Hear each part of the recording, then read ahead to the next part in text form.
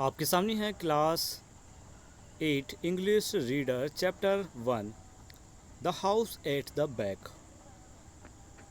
Question number 1, would not it be lovely if some adventure comes our way.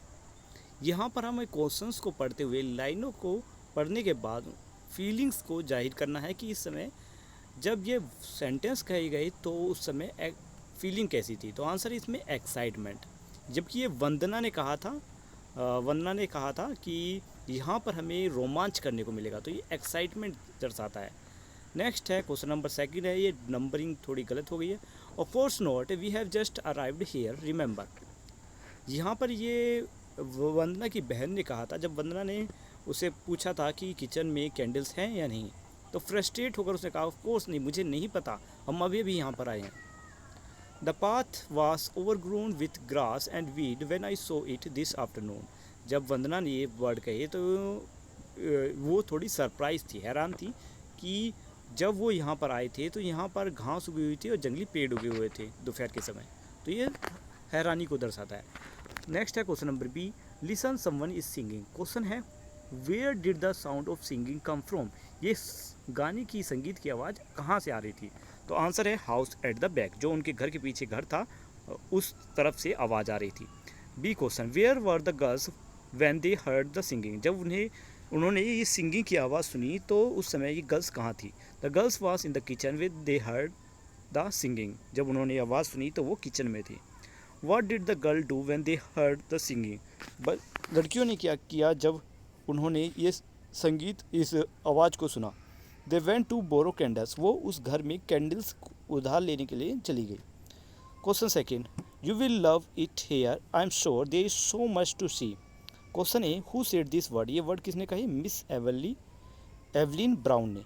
Question B, which place is the speaker referring to. Answer है Nainital.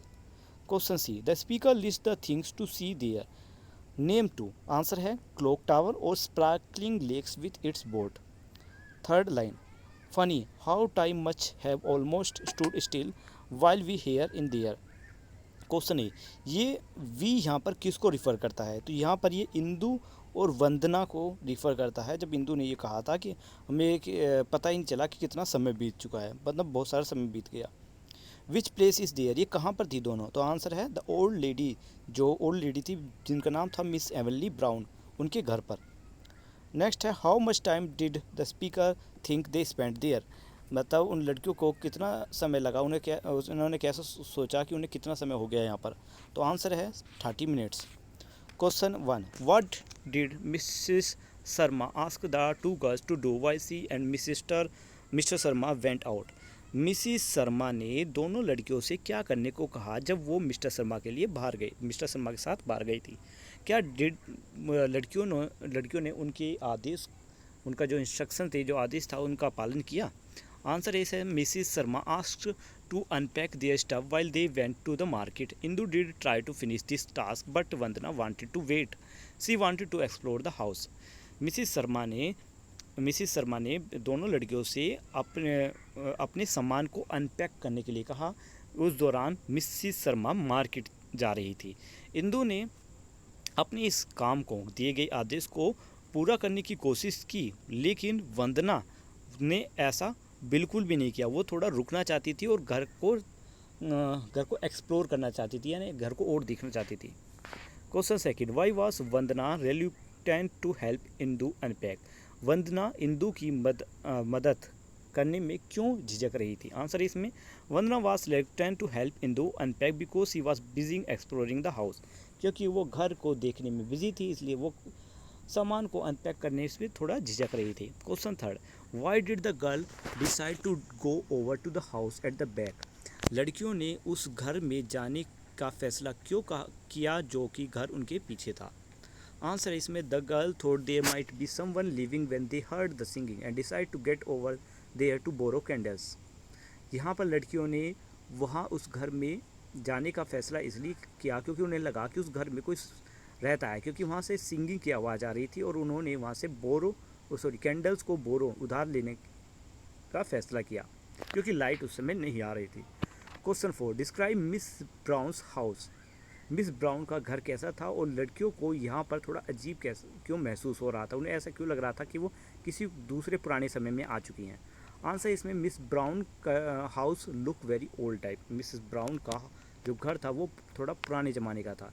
Everything seems unreal down to ancient radio and gramophone. सब कुछ अजीब सा था, मतलब पुराने ज़माने का रेडियो, पुराने ज़माने का ग्रामफोन और साथ में ग्रैंडफादर की क्लॉक जो वहीं पर टंगी हुई थी और उसमें 7 बजे हुए थे। हु इज़ जिम कॉर्बेट, यहाँ पे जिम कॉर्बेट कौन है। Why were the girls surprise, लड़कियाँ हैरान क्यों हुई। When Miss Brown mentioned him, जब मिस ब्राउन ने उनके बारे में कहा। Edward James Corbett was a hunter, naturalist and author who hunted a number of man eating tigers and leopards in India. Edward James Corbett एक hunter है, naturalist हैं तक और ऑथर भी हैं। साथ ही उन्होंने बहुत से टाइगर्स का शिकार किया है जो कि इंसानों को खा जाते थे, बहुत से लेपर्ड का शिकार किया जो इंसानों के लिए ख़तरनाक थे। तो गर्ल्स इसलिए सरप्राइज हुई मिस ब्राउन की इस बात को सुनकर क्योंकि उस समय जिम जो है अब तक उस समय ज़िंदा नहीं थे, मतलब जिम जो है पहले ही मर चुके हैं। हु वास रहीम चाचा, यहाँ पे रहीम चाचा कौन है और उन्होंने लड़कियों को मिस ब्राउन के बारे में क्या बताया। आंसर इसमें Rahim chacha was the gardener. He told the girls that Miss Brown died dead 80 years old and that according to the legend she comes to visit her house every years on her birthday and wait for company। रहीम चाचा एक gardener यानी एक माली थे जो जिन्होंने लड़कियों को बताया कि मिस ब्राउन 80 साल पहले ही मर चुकी है और लोगों का मानना है या फिर एक लोक कथा है कि वो हर साल अपने बर्थडे पर यहाँ इस घर में आती है और इंतज़ार करती है कि कोई किसी का साथ उनके मतलब किसी का साथ उन्हें मिल सके, तो यहाँ पर जिससे वो अपना अकेलापन बांट सके। तो यहाँ पर हमारी वीडियो कंप्लीट होती है, मिलती है नेक्स्ट वीडियो में। Bye bye.